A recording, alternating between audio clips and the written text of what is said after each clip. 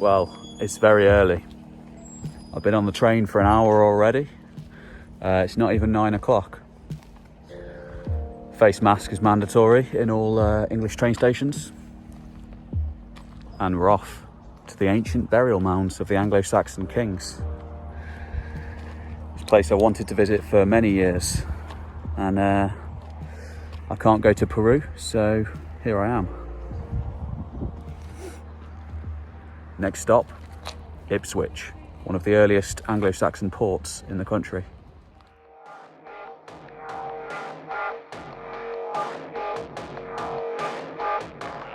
Keep going east of London along the Thames.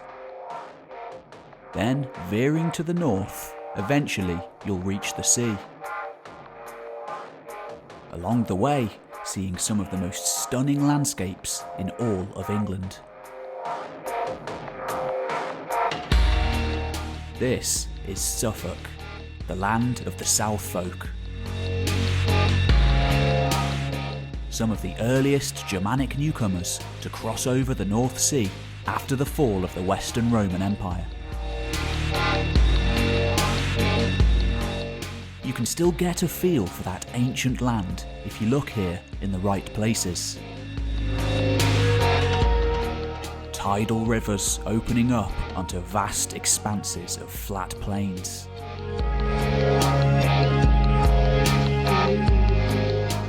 A haven for seabirds, waterfowl, and those wishing to retreat from the wider world.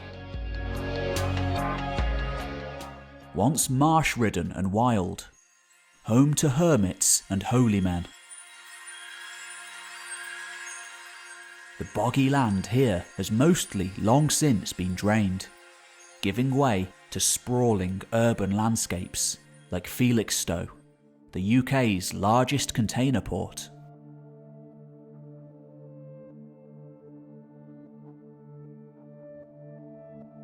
Yet, boats have been mooring here for thousands upon thousands of years. By the time of Bede, England's first historian, writing in the early 8th century, the largest of these rivers, the Orwell, so beautiful the famous English writer of 1984 fame took his pen name in honour of the place, had a port. Renowned in Northern Europe for the variety of goods and people passing through. Today, we know the place as Ipswich. Ships have unloaded and moored here for at least 1400 years. Ranking alongside London and York in importance during this long gone by age. But Ipswich isn't my final destination. I've just got time for a quick Greggs before boarding the train again.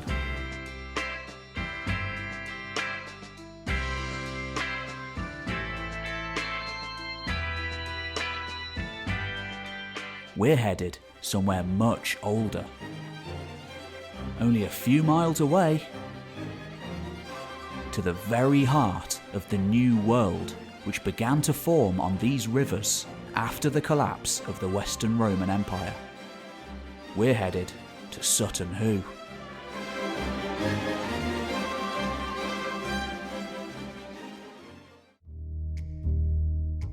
My name's Pete Kelly. I'm a writer and a filmmaker. Back in the summer of 2020, sandwiched between two national lockdowns, I took a trip away from deepest Mercia. Riding the Steel Serpent across the ancient boundary of the Fenlands. And onwards into the old kingdom of East Anglia, one of the first to form in the Anglo-Saxon world. And according to Bede, one of the first to exercise imperium over the other realms.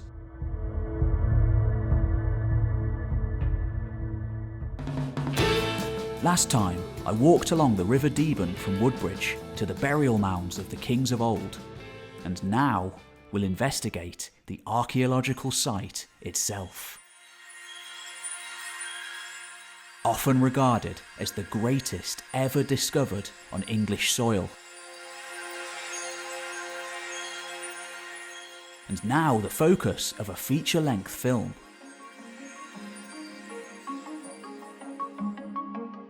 Don't forget to hit that like and subscribe button if you're enjoying this video. Tell me what you think in the comments, and let's go.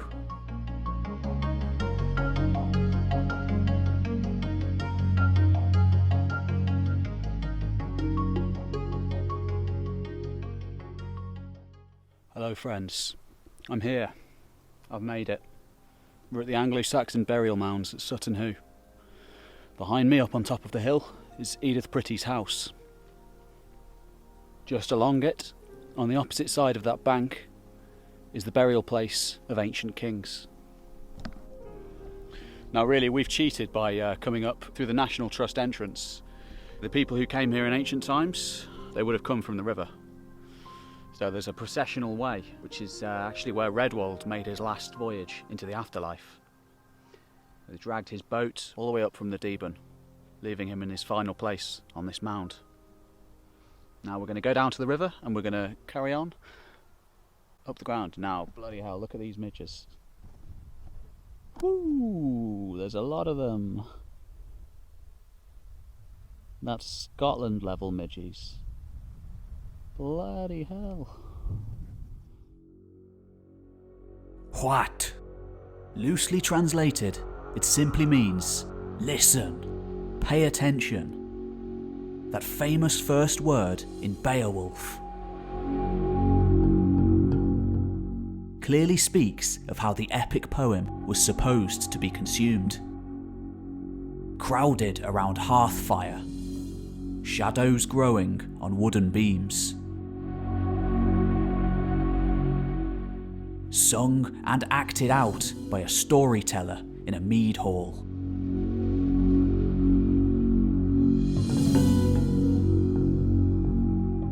We don't know exactly when it was composed.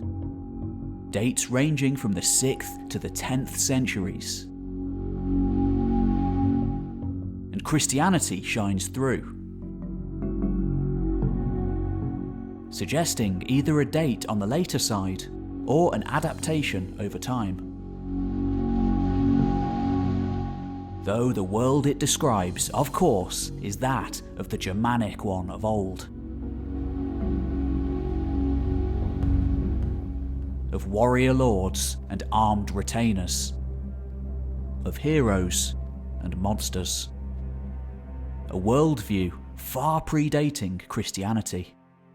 And one which remained alive and thriving in stories at least, even in the 11th century and later.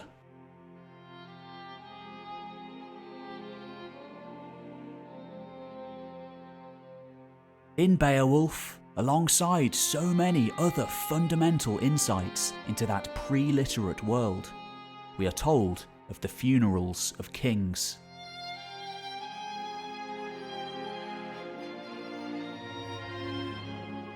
Death rituals that, while differing from place to place in the years before Christianity, left a mark on landscapes from Scotland to the steppes of Inner Asia. For this was the age of the barrow builders. In the 5th and 6th centuries AD, when a mighty king died, they had to have a mighty send-off to match. A great feast to ensure the gods knew of their coming.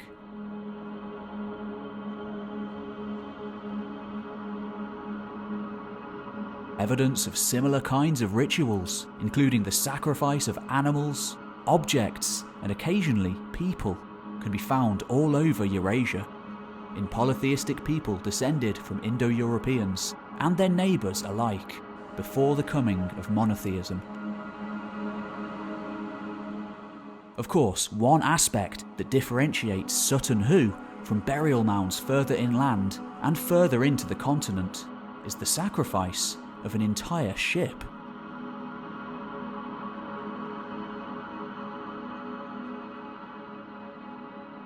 The only one in the Anglo-Saxon world that's ever conclusively been located. The mound here at Sutton Hoo has been reconstructed to what probably would have been its original height, and it's truly a sight to behold.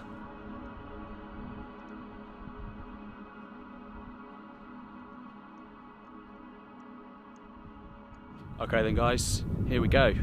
This is it. This is Mound A. Incredible, incredible to behold. You may have seen a little helmet in some of my videos. It was found here, right there. Amazing to finally be here. Really amazing. Unfortunately, there's not much open because of the COVID-19 pandemic. So we've got to just make do with the landscape itself, which I'm quite happy with. But it's unfortunate that the other visitors here can't see the exhibition. They can't really get a full grasp of the story of this place. I've heard several people walk past saying, "Is that a Viking ship?" when they walked in. No, it's not a Viking ship, it's an Anglo-Saxon ship. But there we go. So up until the 20th century, really very little was known concretely about the early Middle Ages. Iron was the main metal that was used for weapons, for armour.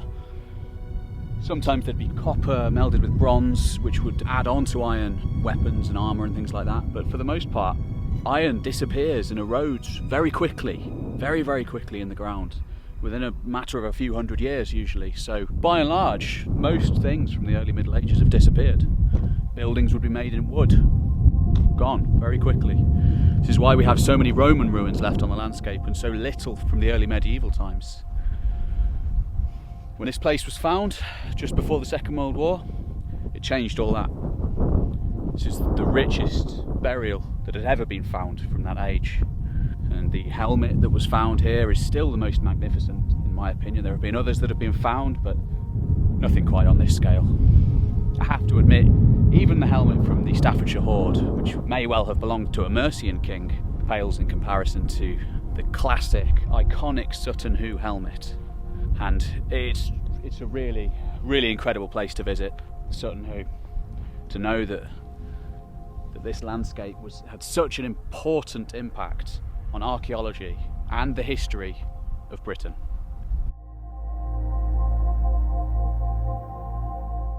And let's not forget those individuals who made all this possible.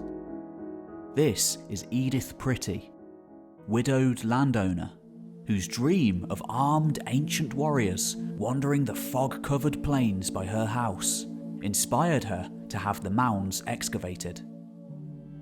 And this is the man who did it, Basil Brown, working-class excavator from the Ipswich Museum, whose monumental efforts ensured the finds survived and made it to the British Museum just prior to the outbreak of war in 1939.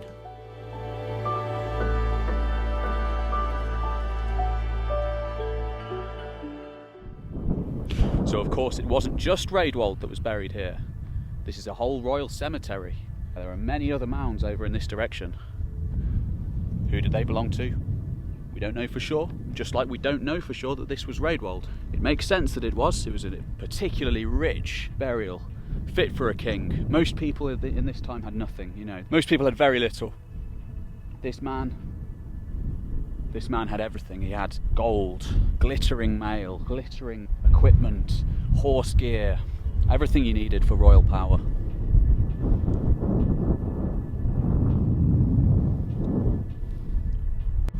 Well, let's go have a look at some of the other graves.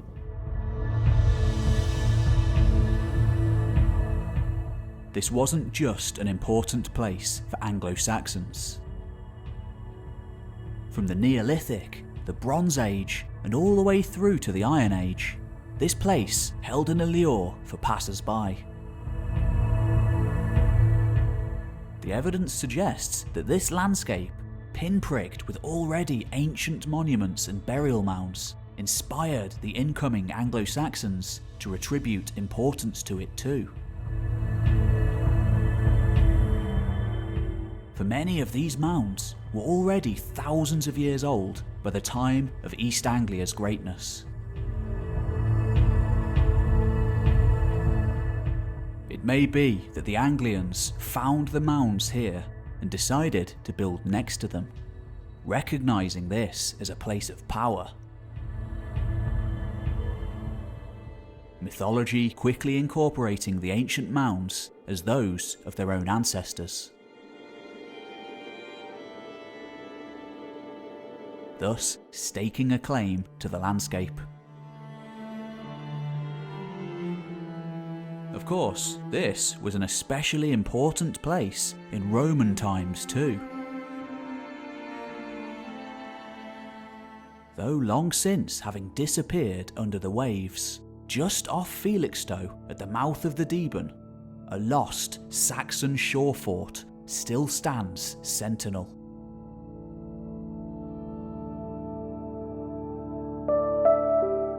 Unnoticed by passers-by.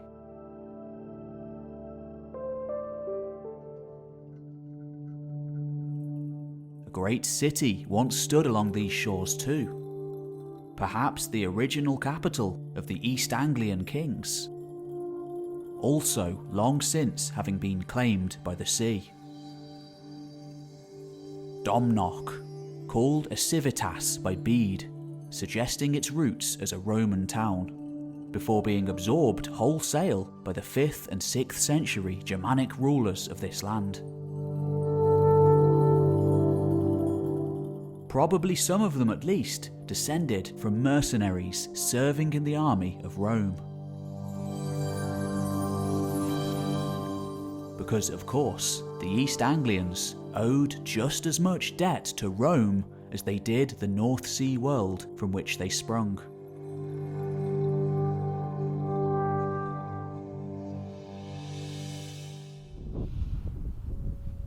So when this place was being excavated, it really was a race against time. War was looming on the horizon, with Germany on the continent. And with that in mind, the archaeologists working here, they had to move quickly. They had to take the objects out of the ground, they had to protect them, they had to save them from the British Army even. Believe it or not, during the Second World War, it wasn't long before this landscape all around here became a testing ground for tanks. Mock battles were fought here. Tanks even rolled over these mounds. Still today there's a military presence in Rendlesham Forest, which obviously has a famous UFO incident, but that's a story for another time.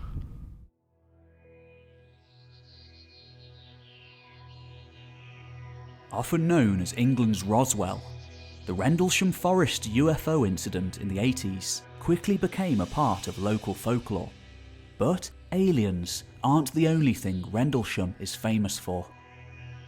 Recently, one of the largest Anglo-Saxon royal capitals ever found was excavated here, revealing an astonishing array of finds and a rich centre of power. I made a video about the place earlier this year, which you can check out after you've finished this video. Of course, it's England, so looks like it's gearing up to rain. Started raining, and I have the whole place to myself. So I always thought that this place was associated with Woden, the king of the gods, and obviously the patron of kings. There's a one-eyed motif that can be seen on the helmet of Sutton Hoo. But well, it started thundering here, so maybe it's not Woden after all. Maybe Thor was venerated here as well. Who knows? I mean, after all, to be buried here, this place surely must have had importance. Maybe a temple was sited here. We know from Bede that Redwald had a temple, and we know that for a time he incorporated Christian iconography into this temple. What the temple looked like, nobody knows. The stave churches of Norway may be a little bit of a leftover from this pagan world. Unusual architecture, primal, animalistic, reminiscent of the animal art style of the steppe. Whether the Anglo-Saxon temples look like that, we don't know. We just don't know. There's very little to go on. But surely there must have been some sort of place to venerate the gods here back in those times. Thor. Thor is here. But who is this Egypt wandering around in an anorak, I hear you ask? Well, my name's Pete Kelly, and I'm the one-man team behind the YouTube channel History Time, where I make full-length history documentaries. I've made many on the Anglo-Saxons and the early Middle Ages in general, so go and subscribe and check them out here if you're intrigued.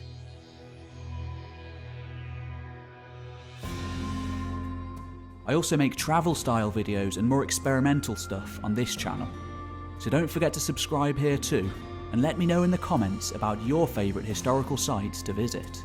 I'd love to hear from you. But keep watching. It's not over just yet. Well, there's a lot of construction work that's been going on at Sutton Hoo. Unfortunately, we can't see any of it. The pandemic happened at a bad time for this place. They were just renovating everything, getting it ready for a reopening, and then unfortunately it didn't happen. But next year and in the years to come, this will be a great place to visit. Great place.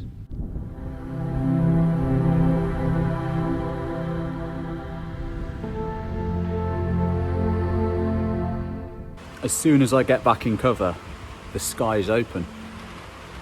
I don't know what that means, but maybe the kings of old are smiling upon me today. Or maybe not.